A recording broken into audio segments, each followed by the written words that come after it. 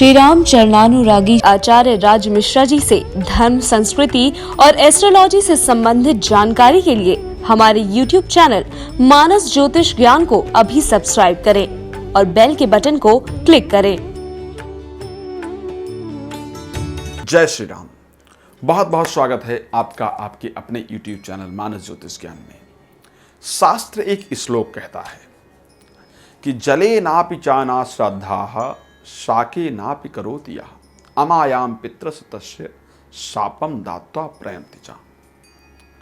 कहने का तात्पर्य यह है, इस श्लोक का अर्थ यह है कि जब पितृपक्ष आता है तो हमारे पितृ धरती पर आते हैं और ये उम्मीद रखते हैं कि जो मेरा पुत्र पौत्र जिसके लिए मैंने सब कुछ किया है, जो मेरे नाम को यूज कर रहे हैं, जिसको मैंने अपने गोद में खिलाया है, जिससे मुझे उम्मीद थी कि ये मेरे लिए कुछ करेगा, तो मुझे जरूर आशीर्वाद देगा, मेरा तर्पण जरूर करेगा और मैं उस तर्पण को प्राप्त करके, उस जल को प्राप्त करके पितृलोक में निवास करूंगा और अपना आशीर्वाद निश्चित रूप से बरसाऊंगा।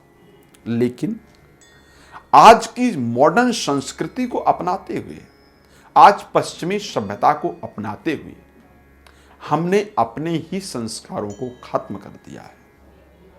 हम लोग आज हवन करना, पूजन करना, पितरों की आराधना करना, इवन अपने माता पिता के चरणों को स्पर्श करना शायद हीन भावना के तहत ले जाते हैं। हम इसको नियमित रूप से नहीं करते हैं। तो शास्त्र कहता है कि जब पितृपक्ष आता है तो पितृ धरती पर आते हैं और वो उम्मीद करते हैं कि जले चापि ना श्राद्धा, मुझे मेरा जो वंशज है वो जल देगा, मेरा श्राद्ध करेगा। कब तक इंतजार करते हैं? पहले श्राद्ध से लेकर के इस बार पहला श्राद्ध कब है? 2 तारीख को पूर्णमासी है, 3 सितंबर को पहला श्राद्ध है, ध्यान रखिएगा, और 17 सितंबर को अमावस्या है। तो क्या इंतजार करते हैं कि जले, मुझे पहले श्राद्ध से लेकर के अंत के श्राद्ध तक इंतजार करते हैं पितृ कि मेरा जो वंशज है वो मुझे जल देगा, मेरा तर्पण करेगा, मैं तर्पण को प्राप्त करूंगा। लेकिन जब वो वंशज आज के समय में खो जाता है, जब वो वंशज आज सिर्फ इतना सोचता है अरे ये सब कुछ नहीं होता, इससे क्या होता है, क्या ये जल देने से पितरों को प्राप्त हो जाएगा? तो फिर अमावस्या तक इंतजार करके पितृ श्राप दे करके और वापस पितृलोक को चले जाए। जले चापि नाचा श्राद्धा शाके नापि करोति यः अमायाम पितृ सत्तस्य शापम दात्वा प्रयन्ति च। श्राप दे करके पितृलोक को चले जाते हैं और उसके बाद हम पूरे वर्ष या पूरे जीवन परेशान होते रहते हैं। क्या हुआ, क्यों ये खराब होने लगा, घर में अचानक कलह क्यों उत्पन्न हो गई, अचानक मानसिक अशांति क्यों पैदा होने लगी, अचानक हमारे कार्य में दिक्कत क्यों आने लगी, अचानक पैसा रुकने क्यों नहीं लगा, क्या हुआ, मैंने क्या किया, क्या गलत हो गया, क्या हो गया? अब उसके बाद हम भटकना शुरू करते हैं। तो हम अनेक एस्ट्रोलॉजर्स के पास जाते हैं, अनेक लोगों के पास जाते हैं, मेरे साथ ये दिक्कत चल रही है, मेरे साथ ये दिक्कत चल रही है, मेरे साथ ये चल रहा है। वहां से हमें कभी आप राहु के लिए कर लीजिए, कभी आप केतु के कर लीजिए, कभी आपको तंत्र किया गया है, अनेक चीजों को लेकर के उपाय कराया जाता है। हम बहुत सारा अपना धन खर्च कर देते हैं, रिजल्ट जीरो कुछ, क्योंकि दिक्कत तो वहां से है ही नहीं। दिक्कत तो हमारे अपनों के कारण है, जिनको हमने इग्नोर किया है, दिक्कत तो उनके कारण है। तो मैं आप सभी से एक निवेदन करना चाहूंगा, 17 तारीख को जो है वो अमावस्या है, 2 तारीख को पूर्णमासी का श्राद्ध होगा। जिन लोगों की मृत्यु पूर्णमासी को होती है उनका श्राद्ध पूर्णमासी को होता है, और जिन लोगों की, बाकी तो आप लोग जानते हैं, प्रतिपदा का पहला श्राद्ध, दूसरा श्राद्ध, जिनकी मृत्यु हो उसके अकॉर्डिंग श्राद्ध किया जाता है। अगर हम किसी का श्राद्ध ना कर पाए इन दिनों में तो अमावस्या 17 तारीख को सर्व पितृ श्राद्ध होता है, सभी पितरों का। अमावस्या तक समस्त पितृ जो है वो इंतजार करते, इसलिए अमावस्या की संध्या को बहनें जो है वो पितृ विसर्जन के लिए जाया करती हैं। तो इस बीच में अगर आप श्राद्ध नहीं कर पाते हैं, पूर्णमासी में नहीं कर पाते हैं, पहला दूसरा तीसरा श्राद्ध नहीं कर पाते हैं, तो अंतिम में 17 तारीख जो अमावस्या है उस दिन श्राद्ध जरूर करें और पितरों का आशीर्वाद जरूर प्राप्त करें। जितना आशीर्वाद देवताओं का हमारे लिए आवश्यक है उतना ही आवश्यक हमारे लिए पितरों का आशीर्वाद है। अगर पितर आशीर्वाद नहीं देते हैं तो देवता आशीर्वाद नहीं देंगे। ध्यान रखिए, स्पष्ट शब्द में कहा है, गुरु गोविंद दो खड़े काके लागू पाए, बलिहारी गुरु आपने गोविंद देव। कौन बलिहारी है? गुरु बलिहारी है। तो किन्होंने हमें रास्ता बताया?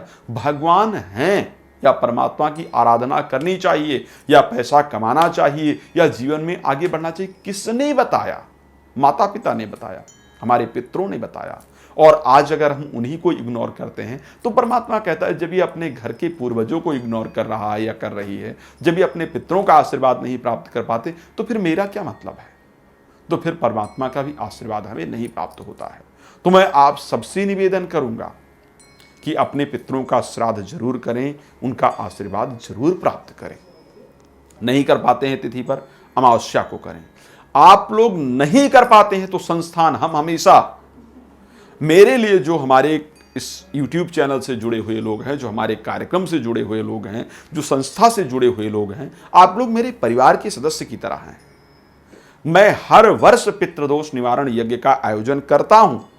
बहुत सारे लोग आकर के उसमें सम्मिलित होते हैं। आप लोग YouTube चैनल के माध्यम से देखते भी हैं। पिछले बार का भी कार्यक्रम हमारे चैनल पर पड़ा है, अगर चाहें तो आप देख सकते हैं। तो इस वर्ष भी हम आपके लिए 17 तारीख अमावस्या को पितृदोष निवारण यज्ञ का आयोजन करेंगे।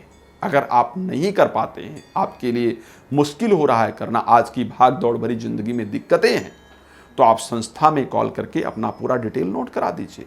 संस्था आपके लिए पितृदोष निवारण यज्ञ का आयोजन जरूर करेगी। आपके पितरों के लिए हम जरूर तर्पण करेंगे और आपके पितृ प्रसन्न होंगे, यह निश्चित है।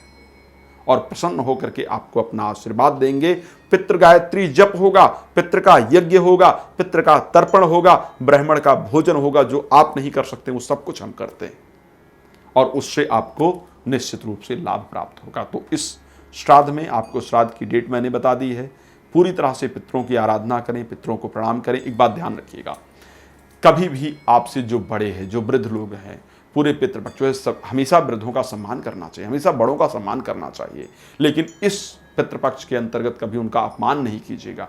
आपके घर में यदि वृद्ध हैं तो रोज ध्यान रखिए, जिस प्रकार हम बच्चों के लिए प्रतिदिन कोई ना कोई गिफ्ट लेकर के, कोई ना कोई सामान लेकर के घर के अंदर आते हैं, उसी प्रकार पूरे पितृपक्ष एक कोई चीज प्रतिदिन शाम को अपने घर के जो बड़े हैं उनके लिए लेकर के आएं और उनको दें और रोज प्रणाम करें।